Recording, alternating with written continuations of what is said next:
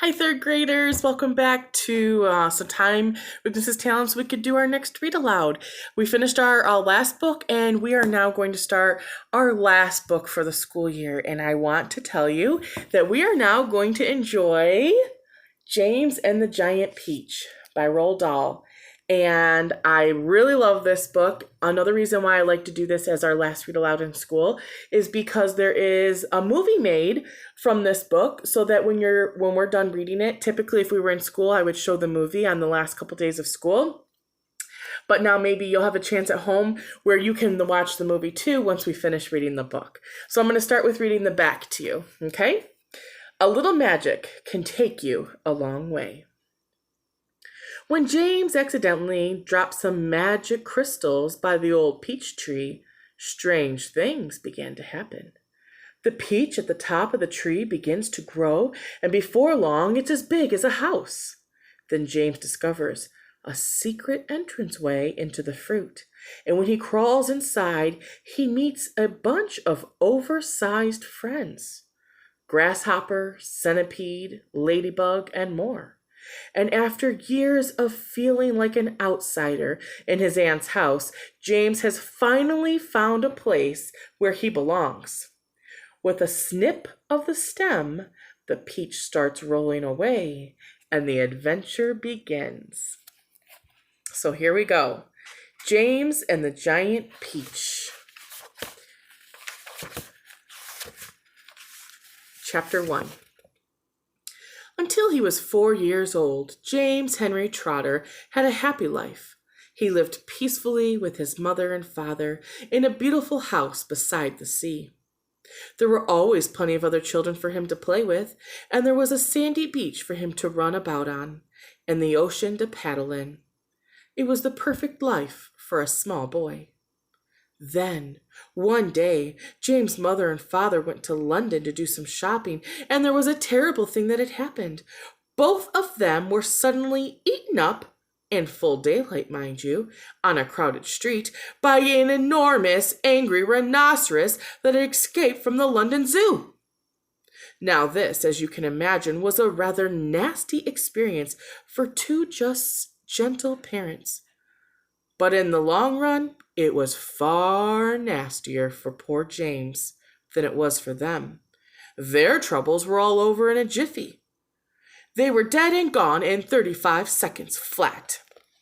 But poor James, on the other hand, was still very much alive, and all at once he found himself alone and frightened in a vast, unfriendly world. The lovely house by the seaside had to be sold immediately, and the little boy, carrying nothing but a small suitcase containing a pair of pajamas and a toothbrush, was sent away to live with his two aunts. Their names were Aunt Sponge and Aunt Spiker, and I'm sorry to say that they were both really horrible people. They were selfish and lazy and cruel, and right from the beginning, they started beating poor James for almost no reason at all. They never called him by his real name, but always referred to him as, "You disgusting little beast," or "You filthy nuisance," or "You miserable creature." And they certainly never gave him toys to play with, or any picture books to look at. His room was as bare as a prison cell. They lived, Aunt Sponge, Aunt Spiker, and now James as well, in a ramshackle house at the top of a high hill in south of England. The hill was so high that from almost anywhere in the garden, James could look down and see for miles and miles across a marvelous landscape of woods and fields. And on a very clear day, if he looked to the right direction, he could see a tiny gray dot far away on the horizon, which was the house that he used to live in with his beloved mother and father. And just beyond that, he could see the ocean itself, a long, thin streak of blackish blue with like a thin line of ink beneath the rim of the sky. But James was never allowed to go down off the top of that hill, Neither Aunt Sponge nor Aunt Spiker could ever be bothered to take him out themselves, not even for a small walk or a picnic, and he certainly wasn't permitted to go alone. Here's the house up on the hill.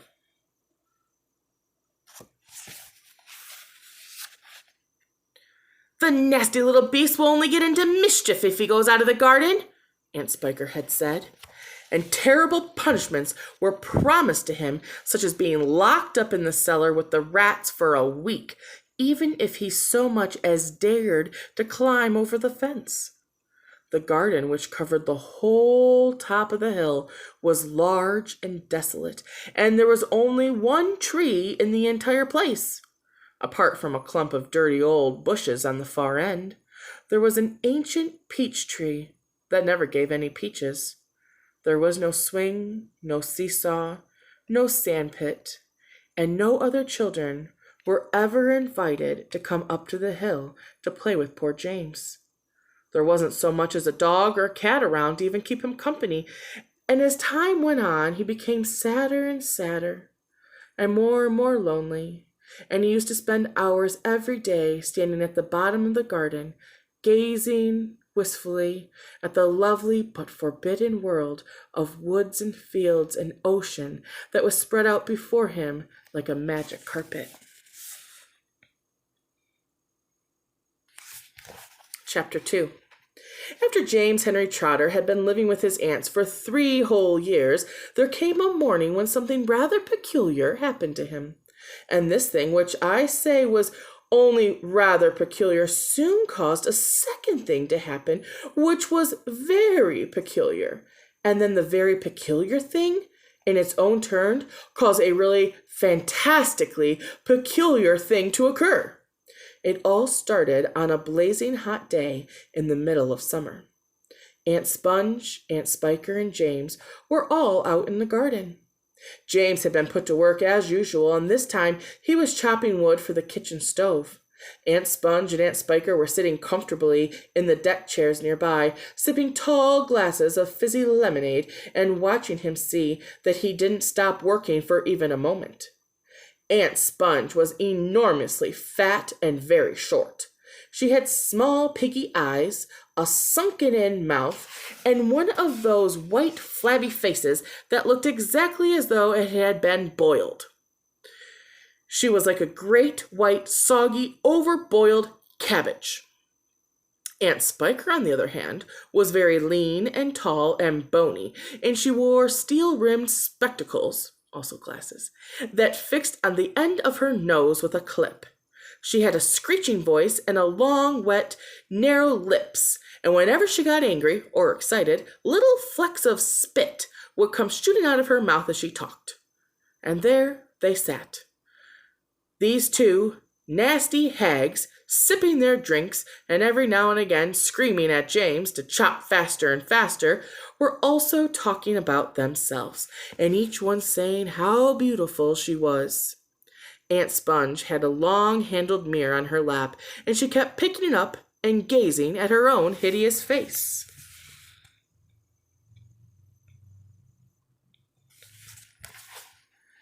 "I look and smell," Aunt Sponge declared, "as lovely as a rose. Just feast your eyes upon my face, observe my shapely nose. Behold my heavenly silky locks, and if I take off both my socks, you'll see my dainty toes. And don't forget," Aunt Spiker cried, "how much your tummy shows." Aunt Sponge went red. Aunt Spiker said, "My sweet, you cannot win. Behold my gorgeous curvy shape, my teeth, my charming grin.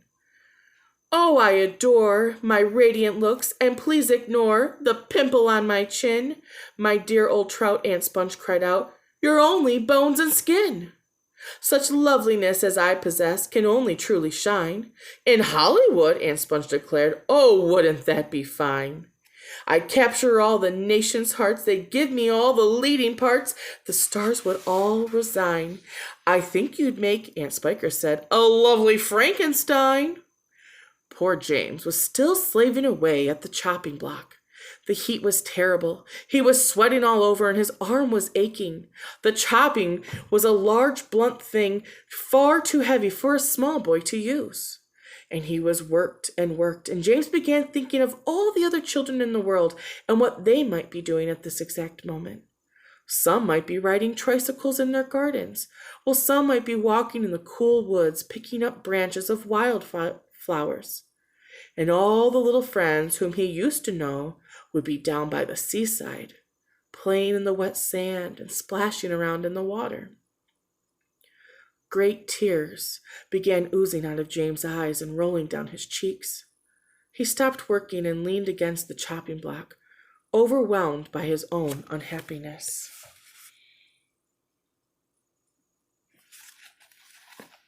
"What's the matter with you?" Aunt Spiker screeched, glaring at him over the top of her steel spectacles. James began to cry. "Stop that immediately and get on with your work, you nasty little beast," Aunt Sponge ordered. "Oh, Auntie Sponge," James cried out. "And Auntie Spiker, couldn't we all, please, just for once, go down to the seaside on the bus? It isn't very far, and I just feel so hot and awful and lonely." "Why, you lazy, good-for-nothing brute!" Aunt Spiker shouted. "Beat him!" cried Aunt Sponge. "Oh, I certainly will," Aunt Spiker snapped. She glared at James, and James looked back at her with large, frightening eyes. "I shall beat you later on in the day when I don't feel so hot," she said. "Now get out of my sight, you disgusting little worm, and give me some peace." James turned and ran away. He ran off as fast as he could to the far end of the garden and hid himself behind that clump of dirty old bushes that he had mentioned earlier on. Then he covered his face with his hands and began to cry and cry. So we will enjoy chapter 3 tomorrow, where something pretty magical begins to happen. All right, I hope you are enjoying our new read aloud, and I'll see you again soon. Bye, third graders.